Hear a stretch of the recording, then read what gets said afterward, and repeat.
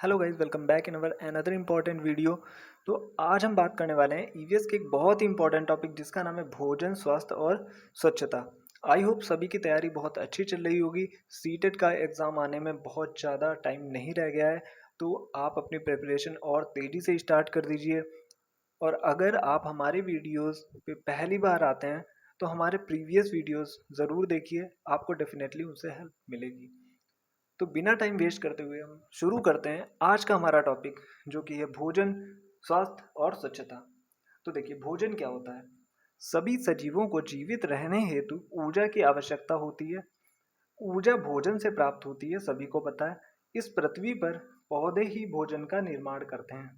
देखिए, पौधे ही होते हैं जो अपने भोजन का निर्माण करते हैं, बाकी तो कोई अपना भोजन स्वयं नहीं बनाता। अब बात कर लेते हैं भोजन प्राप्त करने के आधार पर जीव कितने प्रकार के होते हैं। आपने पढ़ रखा होगा पहले से ही, शाकाहारी, मांसाहारी और सर्वाहारी। शाकाहारी में देखिए क्या आते हैं, जो हरे पेड़ पौधे खाते हैं, जैसे गाय, बैल, हिरण, बकरी, हाथी आदि। मांसाहारी में शेर, बाघ, लोमड़ी, मेंढक। सर्वाहारी में जो शाकाहारी और मांसाहारी दोनों के गुण जिनमें पाए जाते हैं, जैसे मनुष्य, कौवा, कुत्ता, बिल्ली। अब बात कर लेते हैं, यहाँ पे टॉपिक है मृतोपजीवी। तो देखिए, ये भी बहुत इंपॉर्टेंट है। मृतोपजीवी क्या होते हैं, जो मरे हुए जानवरों को खाते हैं, जैसे हो गए गिद्ध, सियार, जीवाणु और कवक।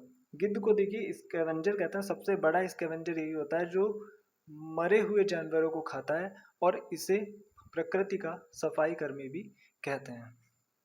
अब बात कर लेते हैं, देखिए, जानवरों के मुंह की बनावट के आधार पर भोजन कैसे खाते हैं और उनके दांतों के आकार किस तरीके के होते हैं। तो देखिए, जानवरों के मुख का आकार व दांतों की बनावट ऐसी होती है जिससे वे आसानी से भोजन कर सकें। तो देखिए, गाय की हम बात कर लेते हैं। गाय के अगले दांत छोटे होते हैं जिससे वह भूसा सुरखती है। गाय के पिछले दांत चौड़े होते हैं जिससे वह भूसे को चबाती है। पेपर में अक्सर पूछ लिया जाता है, कबूतर के दांत देखिए कैसे होते हैं। कबूतर के दांत ऐसे होते हैं जिससे वह भोजन को पीस सके, जो दाने वो खाता है जिससे वो उन दानों को पीस सके। अब बात कर लेते हैं सांप। देखिए, सांप के दांत तो होते हैं, लेकिन क्या करता है, वो भोजन को निगलता है, चबाता नहीं है, वो भोजन को निगलता है। गिलहरी, ये बहुत इंपॉर्टेंट है।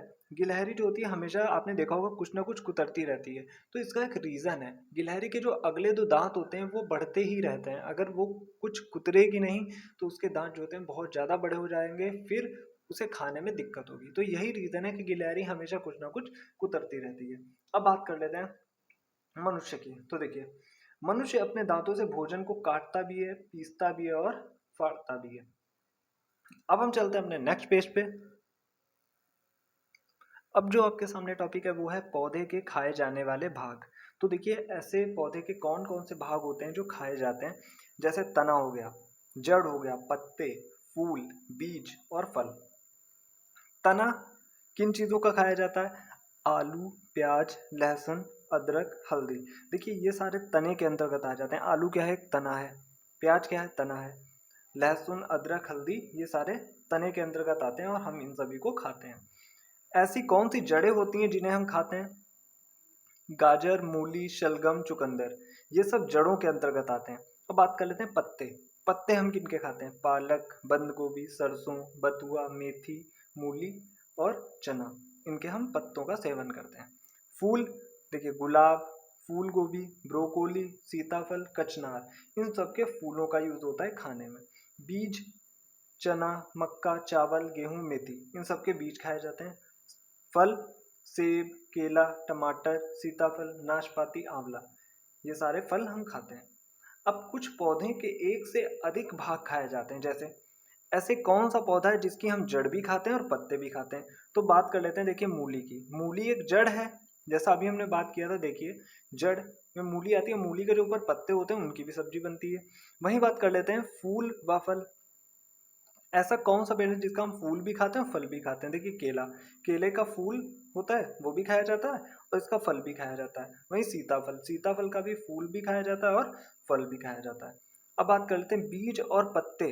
किन पेड़ों के बीज और पत्ते दोनों खाए जाते हैं। जैसे चना हो गया, चना जो होता है वो बीज भी होता है और चने के पत्ते भी खाए जाते हैं।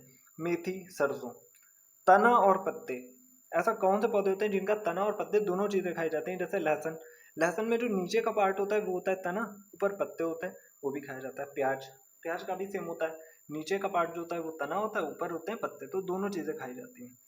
अब बात कर लेते हैं भोजन पकाने के अलग अलग तरीके। भूनकर, उबालकर, तलकर, सेंककर और कच्चा।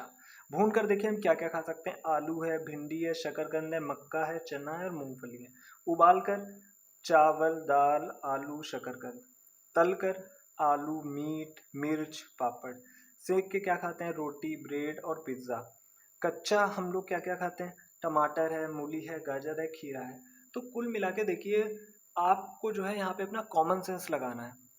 जो हम पर्यावरण में जो भी चीज़ें हमारे चारों ओर होती हैं, देखिए क्वेश्चन उन्हीं से रिलेटेड होते हैं। कुछ क्वेश्चन टफ आते हैं, बाकी आपका पेपर 100% क्लियर हो जाएगा। अब हम चलते हैं, थोड़ा सा टॉपिक और बचा है नेक्स्ट पेज पे। अब बात कर लेते हैं, देखिए भोजन के घटक कौन कौन से होते हैं। कार्बोहाइड्रेट, वसा, प्रोटीन, विटामिन, आहारी रेशे जिन्हें रुक्षांश रेशे भी कहते हैं, जल और खनिज। कार्बोहाइड्रेट देखिए क्या करते हैं, हमें ऊर्जा प्रदान करते हैं। वसा का भी कार्य ऊर्जा प्रदान करना होता है, लेकिन कार्बोहाइड्रेट से दोगुनी ऊर्जा प्रदान करती है हमें। प्रोटीन क्या करते हैं, ये शरीर वृद्धि में सहायक होते हैं। क्वेश्चन डायरेक्ट आ जाता है कि प्रोटीन का कार्य क्या होता है, ये शरीर वर्धक होते हैं, शरीर की वृद्धि में सहायक होते हैं। विटामिन का कार्य क्या होता है, ये रोगों से हमारी रक्षा करते हैं। आहारी रेशे क्या करते हैं, ये पाचन में सहायक होते हैं। आहारी रेशे जो हम लोग सलाद खाते हैं ना, उनमें पाए जाते हैं, तो ये हमारी पाचन में मदद करते हैं। जल और खनिज शरीर का तापमान बनाए रखते हैं। तो आज का टॉपिक हमारा यहीं पे फिनिश होता है। आई होप आपको वीडियो यूजफुल लगा होगा। अगर आपको वीडियो थोड़ा भी यूजफुल लगा तो हमारे वीडियो को लाइक और चैनल को सब्सक्राइब कर दीजिएगा, और ये वीडियो उन बच्चों तक ज़रूर पहुंचा दीजिएगा जो पेड क्लास नहीं ले पाते हैं।